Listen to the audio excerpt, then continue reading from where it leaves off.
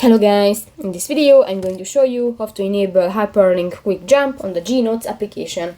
But first of all, I just want to mention, please don't forget to subscribe to our channel, because at 100,000 subscribers we are going to show you our YouTube revenue statistics and growth strategy, how to make money online. So let's jump into it. First of all, open the application on your device.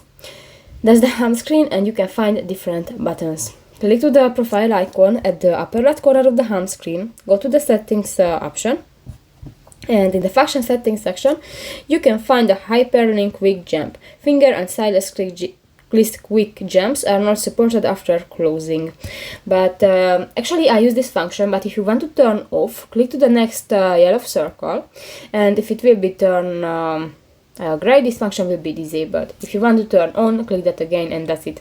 So that's pretty much it for this video, guys. See you in the next one. Bye bye.